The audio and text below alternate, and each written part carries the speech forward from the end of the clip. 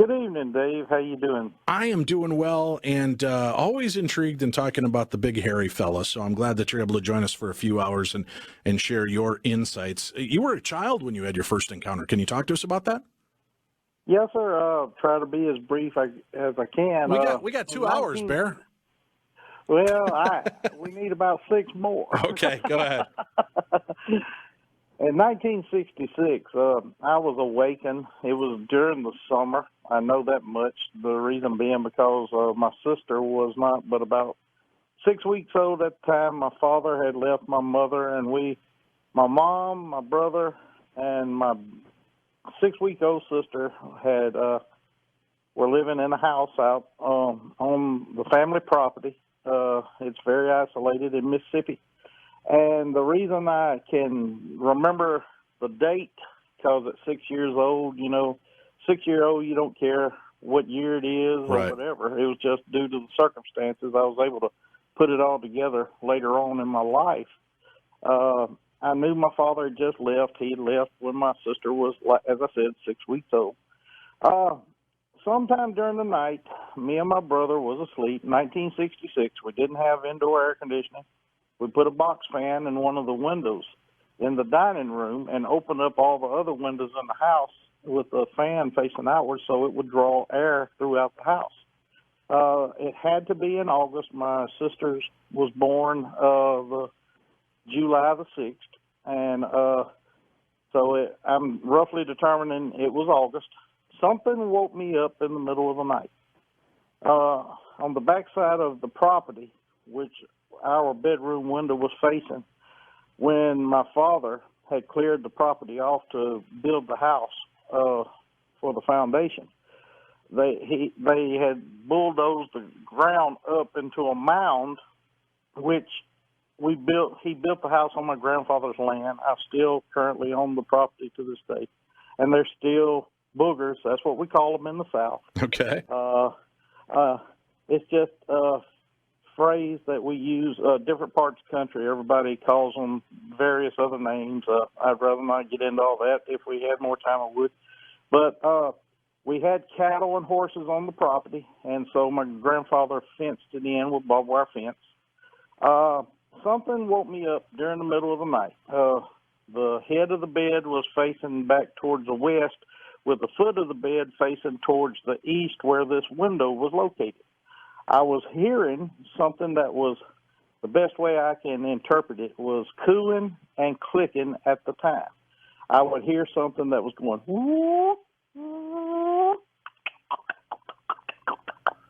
whoop, whoop, whoop. And it woke me up. I mean, the house was quiet. My baby sister, like I said, she's newborn. She wasn't crying at the time. And when I woke up, I could determine that whatever this sound was coming from outside the bedroom window.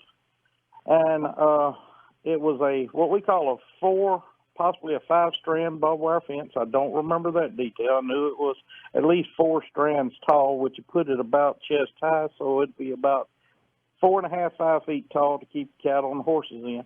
And my eyes were already adapted to the ambient light that was going on outside. I couldn't tell you what moon phase it was in or anything, but the house, it was completely dark.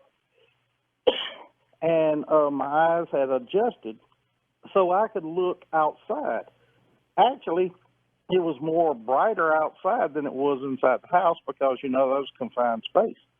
And this cooing and wooing, clicking noise was coming immediately outside the bedroom window. So I raised up in the bed and I just looked outside the window.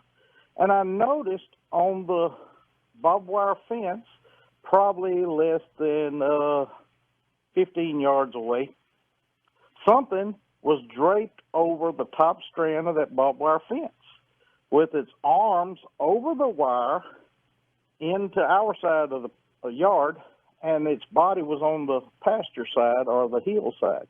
And it was slowly swaying back and forth to its right and its left, alternating cooing and clicking at the same time. Well, my first thing I thought of was big monkey, big ape. You know, I mean, you got to remember, 1966. This was way before Patterson and Gimline made that famous horse ride Right. in California, and we didn't know what a Bigfoot was or Sasquatch, either one. Never heard of either one of them. All we had to associate things was possibly looking at books or going to the zoo or whatever, or maybe watching one of the three channels on TV. So only thing I could interpret it to be was a large ape or gorilla. Maybe not so much an ape, but probably a chimp. But it was huge. First thing I did, me and my brother, we slept in the same bed. He was almost 2 years younger than me. So I first woke him up to show him what was going on, because it just blew my mind. I mean, this wasn't the Easter rabbit or Santa Claus outside the bedroom window.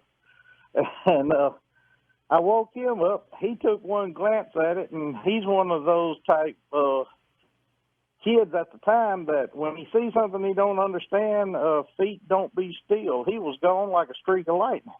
Well, fear is infectious, and I was right on his heels. We headed straight to my mother's bedroom, dove in the bed.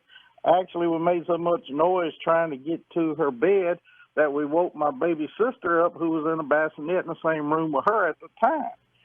I remember Mother calming us down, but I also remember that Mom did not get up to go look out that window to see what was out there either.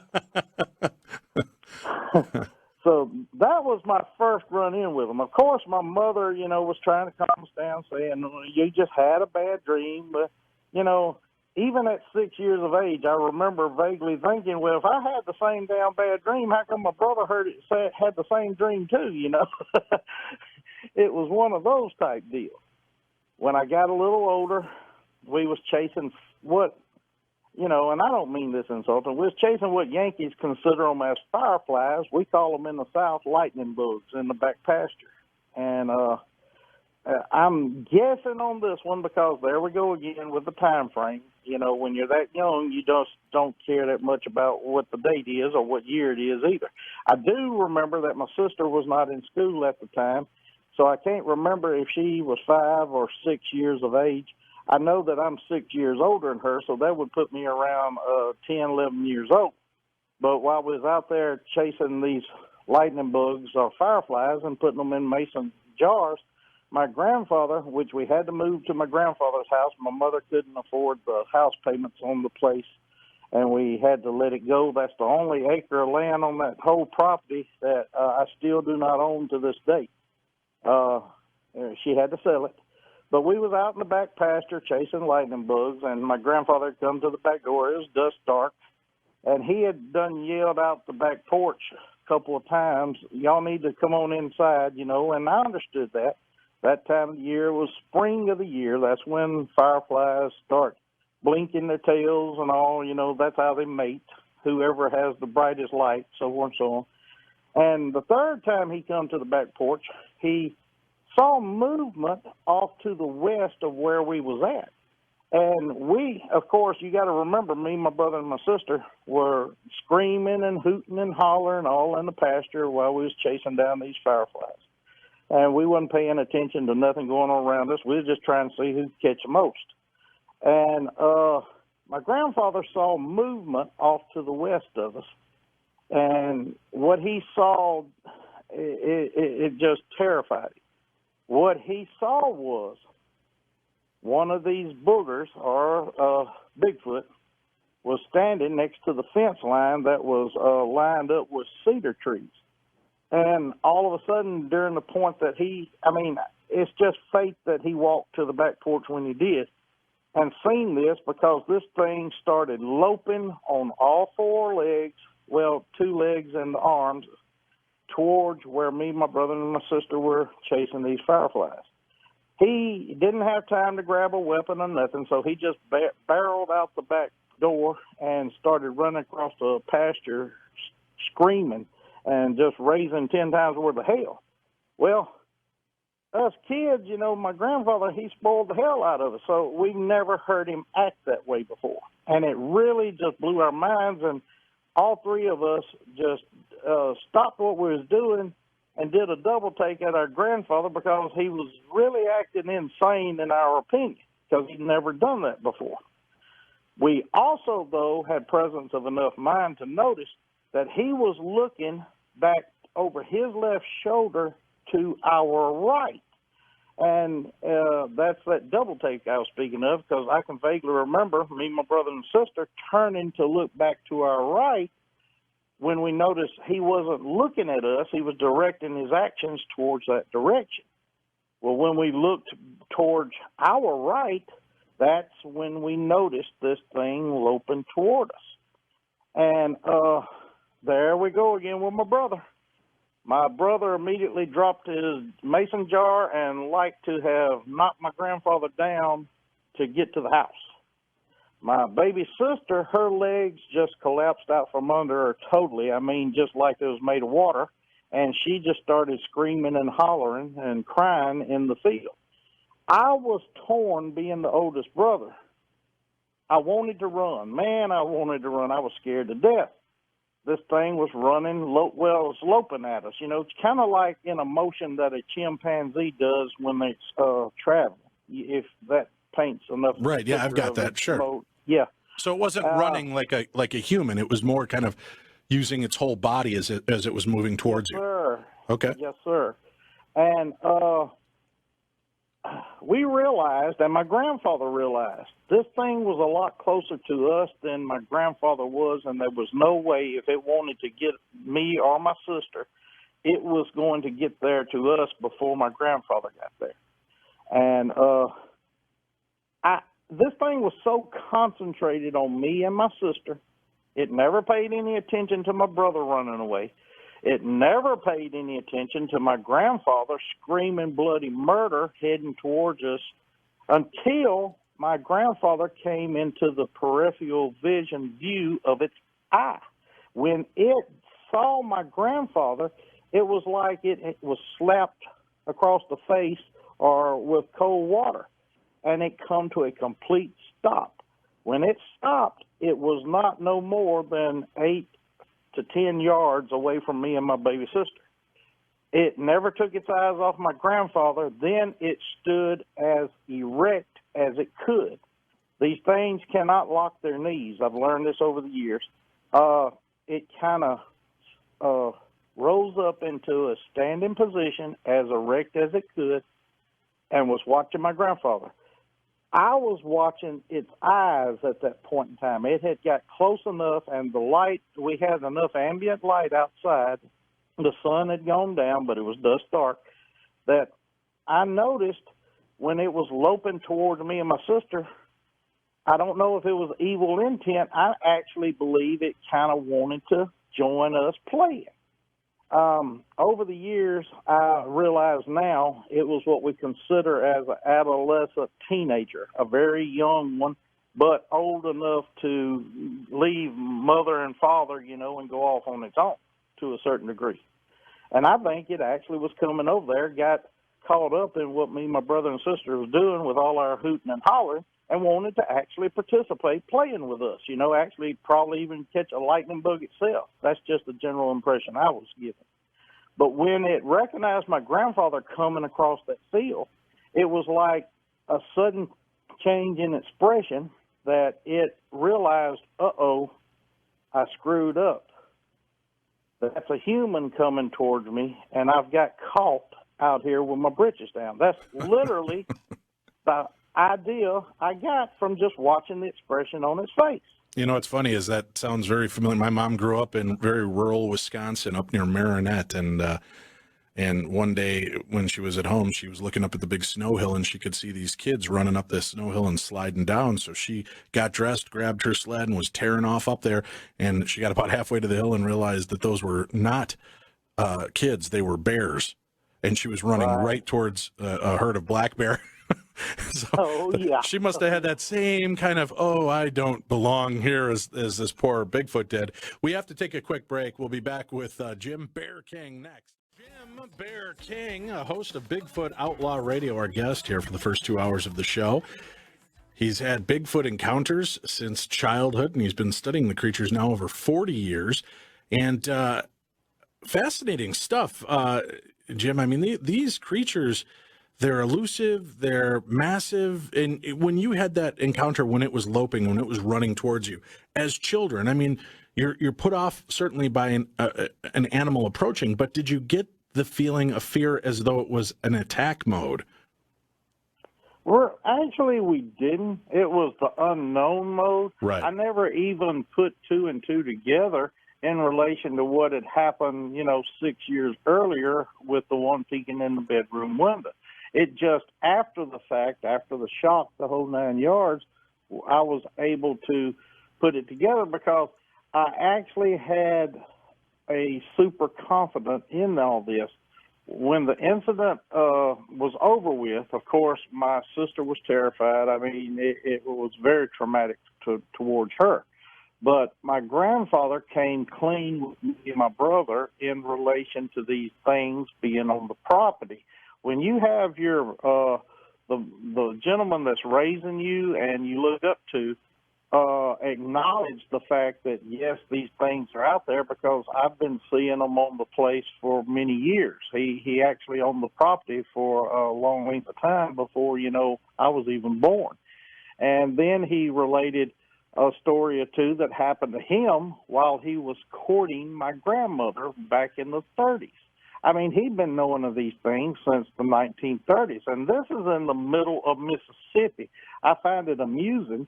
Earlier, when you was introducing the topic in the show, talking about people claiming the rights to calling a Bigfoot or a booger home, and it's funny what you said too about the accent, because I've done this so much, and all the recordings that we've made with our Bigfoot Outlaw group, we have compared our recordings to other recordings, and I'll be darned if the ones in the South don't have a Southern drawl. And I mean that with all sincerity. Oh, come on now, Bear. So what, you're getting the big, whoop, y'all! Whoop, y'all! Almost. I got to get what you're drinking out there. That sounds good. I quit drinking in 91, man. I still see them, so there's got to be some truth to it somewhere. That's awesome. Talk to me about that. Your grandfather, very open about this, saw these things, and wasn't he the one that kind of informed you that they would also have that they had a darker side and that they were molesting some of the animals? We really, actually, it kind of worked out like a impromptu tag team here. He was learning about these things as much as he could, but, he worked all the time. Here, me and my brother was, we'd run wild through the woods, barefooted and everything else. Today's world, you got to wear knee pads and everything else. We was running dirt roads barefooted back in the day, and especially during the summertime when we wasn't in school. And we was all over the hills that he owned up behind the property, and we would occasionally run into these things. The deal with the story that's more related towards why we're going to discuss the dark side, because I can actually go into stories from various places in relation to what you and Tim had mentioned earlier about these things actually killing people, and then the cover-up after the fact. 90% of the victims of, say, something like they were killed or whatever by Bigfoot, 90% of the time it's blamed on the lowly bear, whether it's grizzly or whether it's a black bear or whatever. And most of the, the funeral services always closed casket, or after the coroner, the local coroner would determine, quote unquote cause of death. Sometimes the bodies would be inadvertently or inadvertently not cremated. And, nobody could actually turn around and get a personal autopsy done themselves to be more trusting about it. A lot of people just take officials' words for cause of death after the fact. And then, they say, well, you didn't want to see that person in their shape. And, when it's all said and done, who does want to see their loved one, say, with their head twisted all the way, looking backwards, and or their daughters have been raped repeatedly or sexually assaulted by these things, allegedly, and, ripped open from stem to stern to the extent that, they didn't want to release the bodies in that condition back to the family. Wow. But I could give you 3 or 4 tales that when you mentioned that earlier, we're talking to Tim about until a body or a person ends up being totally ripped to pieces by one, nobody's going to ever look at these things other than Harry from Harry and the Hendersons. Well, let's do this. I can promise you that's not the case. Let's take a break, Bear. We'll come back and then start to share some of those stories with us. We'll do that next. We're back. Jim Bear King, our guest this evening, as we talk about the dark side of Sasquatch. All right. Now, just kind of going over reviewing some of the notes. There was a girl that was sexually assaulted by one of these Bigfoot in your area. Is that right? Not that I know of in my area. I do know of. I investigated back in about 2002. What had happened was this happened in Thackerville, Oklahoma. I've done a lot of research all across the South. The older I've got, I've been doing this for when I received my driver's license in 1975, due to everything that I learned about this thing from my grandfather and things that were happening on the property. When I got my driver's license, it just opened up a whole new world because I took the things I learned from the property and applied them elsewhere just to see if it would work. And I've had major success with by listening to these things do their various calls on the back of our property. I mean, when you're a country boy, you as bored as they are. A booger just sits up there. We're their entertainment. They sit there and watch us 24/7 because to remain as elusive and as non-trustworthy of man as this thing is, it's got to learn us. And the only way it can learn us is by studying us. And they're going to do it from concealment and at a distance. But they every now and again, and they would communicate with each other through various vocalizations and other methods of primitive type communication, and we figured all this out. So we started using these calls and started imitating them, just like, basic hunters do, to lure in another game. We just started using these methods we learned because what we'd do, we'd hear them, and then we'd hear the response. And when we hear the response, we learn not only what caused the response, but what way to answer back just like they did. And we applied this in other locations, especially after I got my driver. I'm a big avid hunter, and I'd hunt all over 3 or 4 counties, and in Mississippi. But getting on to the story, in Thackerville, Oklahoma, at a place called Brown Springs, there was this gentleman and his girlfriend was on a date out of Texas. 35 highway shoots straight north across the Red River from Texas to Oklahoma. And there's a place just across the river at the Red River called Brown Springs at Thackerville, Oklahoma. The story come from a newspaper reporter at the time. He's retired now, named Butch Bridges. And what had happened was he kept his police scanner on at all times, and he got a very strange report one night. And what it was, there was 2 bodies found at this location considered and called Brown Springs, Oklahoma. Actually, people can look this up on the internet. There's not a lot of information, but the story is there. What had happened was this young man and this woman had went to this location, and they had spread a blanket on top of the hood of this young man's car. And during the act of things getting frisky and everything, something had walked up behind them. The young gentleman was basically on top of the young girl, but whatever walked up behind him grabbed him by his head, and twisted his neck all the way around. And when they found the body lying in the reeds next to the actual spring itself, he was looking totally opposite the way he's supposed to be. It had twisted his neck all the way around, looking completely across his back. And whatever grabbed him just wrenched his head all the way around off his shoulders and threw the body over there into the reeds.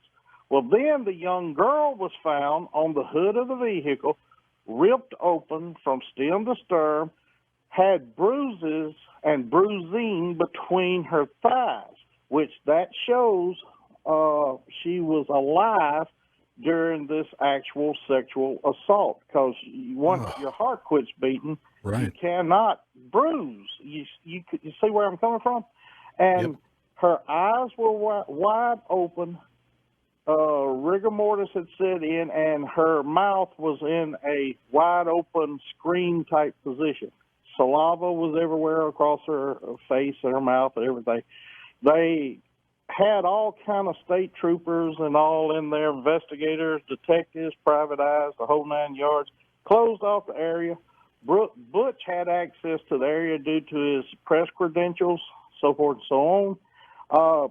I did not believe, I just thought this was probably a fable or, somebody just telling this story. But on one of our Bigfoot outings that we had in 2007, we had a police lieutenant from North Dakota drove he flew down here. I picked him up at Memphis Airport, and we took him on a Bigfoot expedition in Alabama. And he was very interested in this story. And I told him, I said, would you please, since you have access to these files, there's I don't know what it's called, but only unsolved cases, only police and law enforcement agencies can look this up or call in about it. On cold cases? That's it. Okay. Well, he went back home, and due to his credentials, he was able to find the case file, find everything, and he verified this to me. He said this has really happened and is still considered an unsolved murder. Homicide, rape, everything, the whole 9 yards. Yikes. And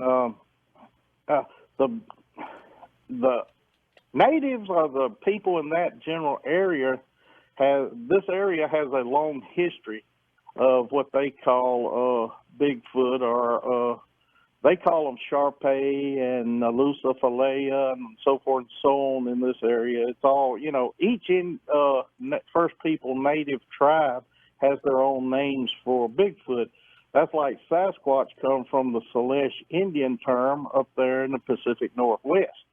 So, it's hard to sit there and put a given name or moniker to this thing when there's so many regional names for it. I think that's why a lot of confusion is within the Bigfoot community, because everybody has their own Bigfoot or their own unknown hominid, that walks around on 2 feet or drops on all fours. And, people get very jealous and possessive about, say, Patty up there in the Pacific Northwest. You've got what they call zoobies in Southern California around San Diego. In the South, we call them swamp apes or skunk apes or boogers or so forth and so on. Texarkana, Arkansas has the Falk Monster, which is Legend of Boggy Creek. You've got so many different names for these things depending on what part of the country you're in. But honestly, I'm thinking they're all basically talking about the same creature.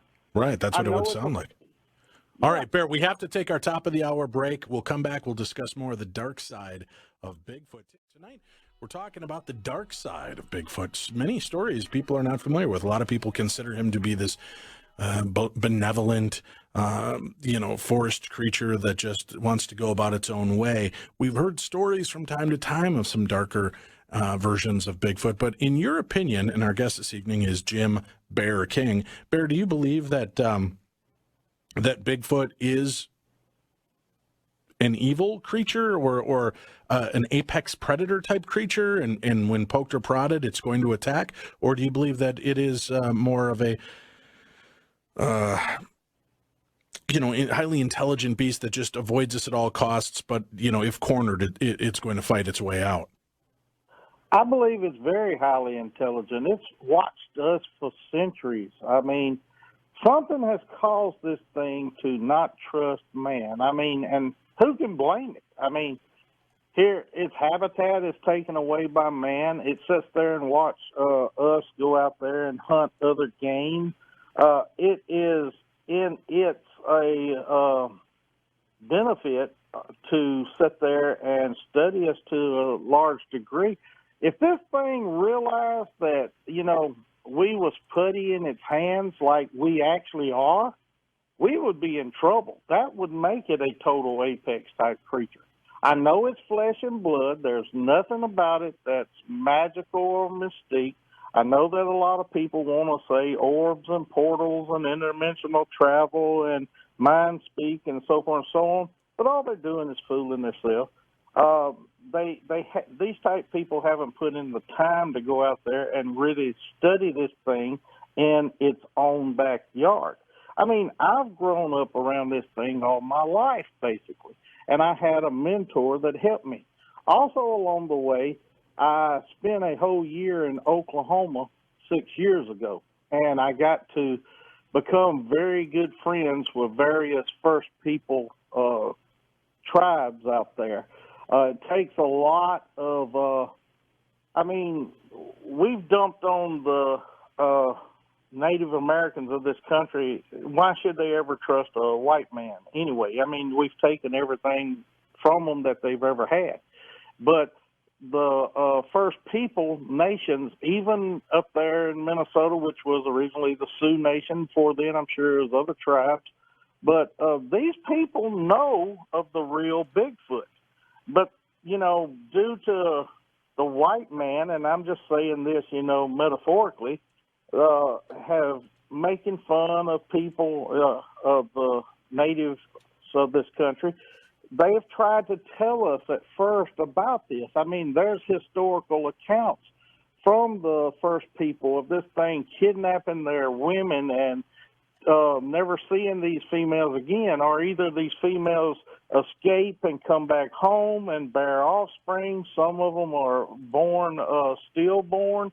Some, there's stories floating around in Oklahoma that there are actually people who have what they consider Babu blood in them. Now, Babu is a word, is Kiowa, if I'm not mistaken, because I've dealt with about around 15 different tribes out there, and I've been very respectful. It also helps that you have a little knowledge about these things so that when you do catch somebody out there who would give you the time of day long enough to discuss it with, once you start telling them the things that you know of as the real Bigfoot, they recognize this stuff, and they get really interested. And that's when they become more clean and will talk to your average person about it. They're not going to talk to just anybody that walks up to them and starts questioning them. You've got to gain their trust and their confidence, because this is a big secret that they're keeping only to themselves, because people don't realize that, the Native Americans of this country have been dumped on for so long. They don't trust the white man to a large degree. We stick them off on reservations and everything like that. They actually have a more healthy relationship with this creature than anybody else does. It's a respectful and a nature-filled way of doing it, because, they still understand and believe in the power of Mother Earth and the Great Spirit and various names for their deities and things like this. This is a very opportunistic animal. If it can find its moment, yes, it will take advantage of it. And sometimes the advantages it takes with people, it all depends on the situation.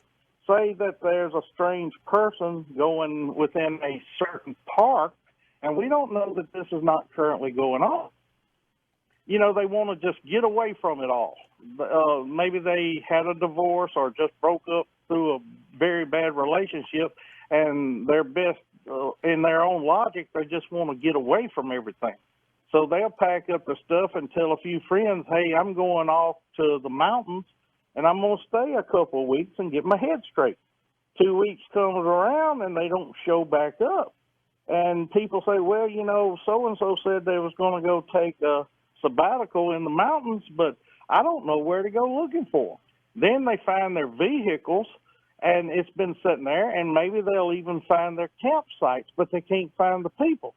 And so the next thing you do is you automatically think of normal predation, you know, say from a cougar or a mountain lion or a bear or whatever. And, you know, chances are about 90% of those cases, that was the actual cause of the disappearance. But a lot of people are just disappearing for various reasons. And see, that's why I mentioned opportunistic, because of the simple fact that if this thing recognizes that you don't belong in a given scenario or situation, it'll take advantage of that fact. Even to the extent that, you know, I do know that most of the sighting reports, and people can check this, all they have to do is look back on it and go to various Bigfoot websites on the internet and see that these things are looking in bedroom windows. Well, if you go a little farther and look at it, the bedroom windows, probably around 75% of the time, are of single young females. And these things, I mean, when you live in a troop-like or clan-like situation, and the troop is dominated by an alpha male, and he's the only one having all the sexual fun because he don't want, and I mean, him being the alpha, he dominates. So he determines when and who he has sex with amongst the females. All these other young males are standing around there sexually frustrated. So if the scent gets into the air and they smell, say, a female maybe coming into her season as a young lady, that's why you have most of these sightings that are reported where they look in bedroom windows, and normally it's in bedroom windows of young ladies anywhere from the age of 11, 12, 13, 14 years of age. We need to take another break. We'll be back. Host this evening. Jim, how can people hear your radio show? Oh, all you have to do is go on the internet, and you can Google it at Bigfoot Crossroads on YouTube, or just Google Bigfoot Outlaws, and it will jump up there. We did the show. We started a show in 2007. Actually, we did a brand new show every week, and we burned ourselves out on it. Plus, we didn't have enough time to actually get into the woods to do what we love to do best. Right. We like getting out there with these rascals instead of sitting there, you know, on radio all the time. And I'm actually leaving in the morning, heading for Tennessee to go on a 3-day outing up there. I travel all over the South extensively. I've done most of my research in Mississippi, Alabama, and Oklahoma, but I've also researched in Texas, Arkansas, Louisiana, Georgia, Florida, Kentucky. And we really have a good time doing what we do. And it helps to understand how to do it the correct way to increase your odds. And we have a pretty good success ratio. We have people, actually we've had people come from New Zealand and all over the world to go out with us. And we don't charge a dime. We just decide who all we would like to come. I'd really want to throw a challenge at you guys. I'd love to have you and Tim and maybe Amy come on one of our outings in the future and probably do a live broadcast from the field. I bet that's never been done before in regard to syndicated radio like this. I would love for Tim to join you out in the field and do that. I would love to watch that from the safety of my own home. We're talking about the dark side of Bigfoot here, Jim. I'm 48, almost 49 years old. I'm kind of slow and not a big fan of the outdoors. I don't know that I want to go up against an apex predator that has his way with horses and women and men alike, and and is smart enough to know how to avoid us and pop up on us at any given time. So. I'm interested. I would love. I had an experience in Alabama, Foley, Alabama area when I was a kid, seeing a Bigfoot. So I've always been intrigued by it. I would love to do it safely and in a safe environment. Now, you're a hunter. Do you go with a sidearm when you go out investigating for Bigfoot? Yes, sir, but it's to the extent now that if anybody feels uncomfortable, I allow them to bring a firearm. I've learned over the years, I'm not saying I'm perfect in regard to it, but I know certain things to do that'll distract them, even when they're charging. I've been physically what they consider bluff charged by three separate creatures on three different occasions, twice in two different locations in Texas and one in Mississippi. And it's not for the faint-hearted, I'll tell you that. Because when you have something that's 9 to 10 feet tall with about shoulders 5.5 feet across in width coming full bore at you, screaming their lungs out, you can see the canines in their teeth, the whole 9 yards. It's nothing fun at all. I've just learned over the years certain tactics I can use that will drop them a heavy spotlight directly in their eyes during the night stages because they do have nocturnal vision. If you hit them directly full bore in the eyes with it, they'll flatten out on the ground like you hit them with a pole axe. These suckers, their eyes are real sensitive when they're in their nocturnal vision mode, what we call it, and you can take advantage of that. Plus, me and a researcher came up to Mississippi back in 2008. I took him to a location in Mississippi, and I made various calls throughout the evening, and one come within campsite and he stood there watching us for 2.5 hours. And he was really concerned about it up until that point in time. He may have seen one, but he had never seen one that large and that close for a 2.5 hour time frame. And he looked at me. We were sitting there nonchalantly by the campfire, and he said, "Bear, should I go get my pistol?" I said, "Don't you move one damn step," because these things, they get into the predator-prey mode very quick. If you make any movement that is construed by them that you're running or you're getting away from it, it's just an automatically pursue and chase type scenario. And it can turn into a very dangerous situation at a given point in time. I just told him to remain calm, sit there, soak it all in, check it out. I mean, you're seeing something that probably 99.8% of the North American continent don't even believe exists, and they're standing right there within 10, 15 yards of you. And that I had a pocket full of firecrackers I unraveled, and the minute he made a menacing step towards us, I was going to throw every one of them into the fire. That right there is a big non-deterrent to them. I mean, if you surprise them and shock them and overcome their fury at that given point in time by throwing something unexpected onto them, the coward in them does come out. That's why I mentioned earlier, if these things realized that we did not have nothing on their abilities, their strength, or their size, we would be in a very bad shape.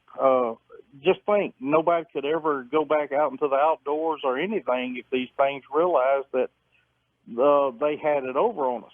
I've watched them through Generation 3 night scope vision and thermal, and even in the dark, they're smart now. They're wood smart. They don't realize that we can't see them in the dark, because what's so funny about that is, while I'll be watching them through night vision or through thermal imaging, these things still always will keep trees and brush and things of that manner between you and it, even in the dark. I mean, you could take the vision scope down and look directly at him, and he thinks you're actually seeing him, but you're not, because, you know, as humans, our eyes do not adapt that way. He can see us, but we can't see him.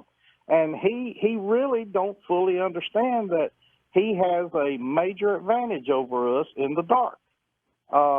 It just shows right there that they are intelligent to a large degree, but they're also very primitive in their logic, too. You just got to learn the advantages you have over it. And as I said, this kind of knowledge don't just come overnight. I mean, I've learned this over 40-something years, and I've never written a book. That comes back to what we had mentioned earlier about the radio shows. If I'm sitting at home writing, I'm not out in the woods still doing what I love to do. And as long as I can do this physically, I'm 56 years old, and I still get out there and get with them. And it's an adventure, and there's no other explanation I can use to describe it. When do you think we're going to have definitive proof? I mean, something that the whole world can finally say, yep, Bigfoot exists. I don't think we'll ever have it, because there's entities beyond our control does not want it to allow to exist. I don't have to sit there and say I believe it exists. I know it's there.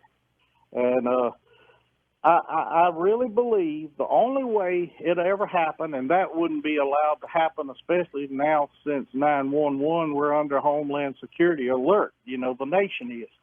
Everything now is more filtered and watched very sternly than it was at one point in time before 911. I think if you would get lucky enough to probably find a body, then you'd have to hire a helicopter and put it on cables and airlift it over the where they're having the next Super Bowl and just drop it into the 50-yard line, and then you'd have over 100,000, and then everybody watching on TV, this body just laying in the middle of the field.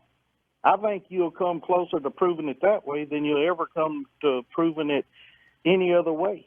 You got people out there that's playing scientists like we used to play cowboys and Indians when we was kids. None of these people are accredited. They don't have credentials. And universities and professors will not acknowledge it because they didn't come up with it on their own. And, you know, all universities, especially major ones, are government funded.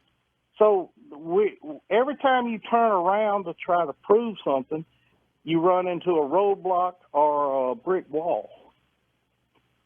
All right. We have to take a quick break. When we come back, I want to hear about some of the other attacks that you're familiar with, some of the other horrific dark sides of the Bigfoot encounters. We'll do that next. We're back. Jim Bear King, our guest, as we talk about the attacks of Sasquatch. We've got some photos you have allowed us to post, some Bigfoot tracks. And also, now, what is this deal? There's been some attacks to the livestock on your family property. Is that right? Sexual attacks? Yes, sir. What brought it to our attention? Our neighbor, my grandfather's place back in the day when he was alive, he allowed this gentleman to put a camper on the property because he was in financial straits and he had two small young sons. And we would notice there would be times when we had horses, and two of them were mares. Mares are female horses, for those who don't know. But at times, these horses, the mares especially, when we'd have them in the back pasture, we'd wake up in the morning and these things would be just running rapidly all across the pasture, acting very wild and erratic, and we never could understand what it was about. Usually, you know, a horse does not run itself to death and just start sweating profusely. Horses don't just visibly run themselves into a sweat on their own unless they've been ridden hard. That's where the phrase ridden hard and put up wet come from. But what we had noticed when you could tell they were very stressed out. And when we would be able to actually catch them up and stop them long enough, they'd still be jumpy and very nervous. Their eyes would be totally wide and what we call walled-eyed. And they, and enlarged as if they were scared or something. And, we thought that maybe they got into some ginseng weed or something like that, which makes horses or cattle go semi-crazy at times, But we also got to noticing what we was finding in the main area. It was these primitive-looking light braids, and that's the only reason we use braid is just as a description. It's not the actual act of braiding, but get back into it. The neighbor come to our house one Saturday, and he was very uncomfortable. He owed my grandfather quite a bit, by my grandfather letting him stay and put that camper on his property with no extra expense. And you could tell he was really nervous about this. And he requested my grandfather to, for me to go inside, because he actually didn't even want to talk about it in front of me. But once he got into the story, my grandfather stopped him and said, "Just hang on a second. I want Bear to come out here and listen to this," And so he called me back outside, and that's when I got to hear the story. What happened was him and his two sons were awakened one morning about 2 a.m. in the morning. And what awakened him was the fact that we would allow our horses to freely roam the property. And it was all fenced in. We had no regrets or no thoughts of anything else, never thought of anything like this actually occurred. And he heard the horses screaming. And if for anybody who's dealt with horses or is a horse person, nothing's more terrifying than to hear a horse scream in mortal terror. Well, it shook him up and scared him so much, he grabbed his pistol and bolted out of the camper. Well, when he did, the sound and the racket had already woken up his two sons too. So they followed him outside. And, when he placed the camper there, he put a big halogen light outside, to keep the surrounding area in, sort of an ambient light type situation. When he'd have to work at night, he'd come in there instead of it being dark. But there was enough ambient light thrown into that corner of our property. You got to envision at that section to accommodate for his camper. My grandfather barbed wire fenced it off in a square. And in that square, it left a corner that looked like an L shape. What had happened, our stallion and one of the mares were hemmed up into the corner of that L shape where the barbed wire fence come together. And there was two Bigfoot booger type creatures standing there, one of them very plainly sexually aroused, while the other one had grabbed the female, the mare, and was trying to physically hold her head into a lower type position. The stallion was actually pawing or standing on its hind legs, fighting back at the one that was trying to approach this mare from behind. They noticed all this in, you're talking about snapping of the finger time. As soon as they run outside, they see this. While all this was going on, the boogers were so intent on what they was doing, they didn't pay no attention to the gentleman standing there. The one that was actually holding the horse by the head and neck area had its hands entwined in the main area of the horse. That's what everything came together. All the clues become clear as day from that point on, what the braiding was about, why the mares would always be terrified certain days, so forth and so on. Then we got to noticing, even after that, that the cattle, because my grandfather raised cattle too, and he allowed the cattle to roam the property. And we would see various signs and note various signs of physical evidence with the female of the heifers. That's what you call a cow. A female cow is a heifer. And what we would see with them, they would do almost the exact same reaction the next day. They would roam and run all over that pasture for no apparent reason, lowing, and that's what a cow does when it moves. It's considered lowing, and it would just be wearing itself out. I mean, that's very disturbing reactions from your average cow. It don't do that for no reason. And then we'd start noticing that their ears would either be ripped or completely, the ends of them would be ripped off. And what we surmised and figured out was these things were physically grabbing the head of these cows by the ears because they don't necessarily have a mane. And then we got to noticing that their tail, which is a more solid tail than what's on a horse. A horse is more like flowing hair, right.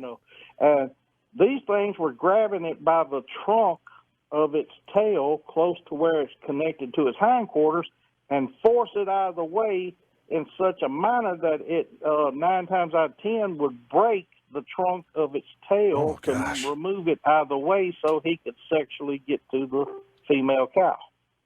And a lot of people laugh about this subject, and I'm sure that there's probably a lot of people going to laugh about it once they hear this. But this is just things we found out. And then we started investigating and all over the country and found out that this didn't only occur to us. It happens all over the United States where you have cattle or horses and Bigfoot in that location. It's just something that happens. Nobody will speak up about it because of the sensitivity of the subject.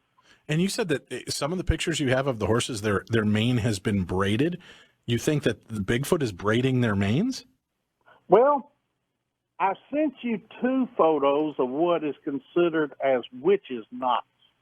Witches' knots occur from either the natural wind or when a horse rolls on the ground. A horse loves to roll on the ground occasionally to get rid of fleas, and it just feels good. It's like us when we scratch our back on, say, the corner of a door or whatever. And also, a horse will rub its neck in area to scratch itself on fences and on barbed wire and on tree trunks and things like that. Usually when they do that kind of action, you'll get what is considered and called witches' knots. And if anybody wants to, they can, research or look this up on witches' knots. You got fables saying little bitty fairies come in there during the night and braid the horse's mane or its tail. And then you have this very primitive looking like braid the next day. But the 2 pictures I showed and sent to you shows witches' knots. And then you've got the one that was braided, and this is the most recent investigation we're working with out of Florida. The lady that owns a horse ranch down there, it's a high-dollar horse ranch. She sells horses all over the United States. We're not talking about no little bitty Jake leg farm outfit or operation here. We're talking high-dollar, high-money horses here. And she got to noticing that this certain female horse of hers was acting in the way I just described that we had actually seen on our property. And I asked her, would she send me the photos of this? And if you'll show that photo of that palomino, the palomino is the creamer-colored one, if you'll see, there is 4 definite braids with some space between them. And the braids, if you look at them, are more uniformed than the ones from the photos of the witches' knots. And that come about from the one holding the horse's neck in a downward position. A horse, to kick backwards in defending itself, gathers itself from its front shoulders to kick backwards. If you pull its neck down to the ground physically, and a human can't do this because a horse is strong, and you pull its neck down, it cannot gather itself to defend itself. And when it holds it in a downward position like that, it would intertwine, while its hand is holding on tightly onto that horse's mane, it'll intertwine inadvertently all this mane between its fingers.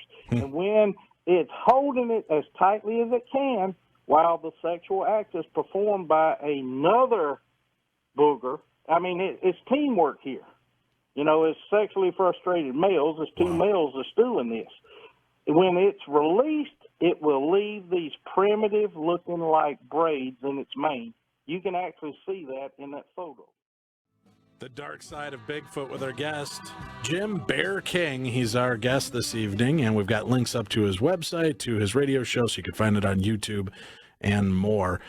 Jim, we've got very little time left together, about 4.5 minutes. Tell us another one of the more frightening attack stories that you've collected. Well, I'm going to try to make this in brief. We had a gentleman that came down from Missouri, and he learned enough from us, and he wanted to really get into this, so he inadvertently started feeding them to draw them in a lot quicker. He was in the Army Reserve. His unit was called up to go to Iraq. When he went to Iraq, he left his grandfather, who owned the property that this was on, was his grandfather's place. And he had about, I'm guessing, it was over 100 goats. He had basically like a goat farm. And he had 2 or 3 dogs that he kept on that farm, too. Well, even while he was gone to Iraq, you know, once you start something with this thing, you better be in it for the long haul, or you looking for trouble. And that's what happened. His grandfather started taking up feeding them for this gentleman while he was in Iraq. He was serving this country, God bless his heart, and he's a veteran, and I'm proud of all our veterans. But his grandfather had a heart attack. During the course of this heart attack, he was admitted to the local hospital, and he was in there for something like 2 to 3 weeks' time. Well, you know, his grandson, who was in Iraq, you know, couldn't get a leave to come home or anything. So all this, he had local neighbors that were feeding the goats and the dogs. They, of course, were busy with their own farming outfit and things like that, so they couldn't go over there just every day. And they was not feeding the boogers because they didn't know nothing about that aspect of the deal. That was just something that was going on between the grandfather and the son who's in Iraq.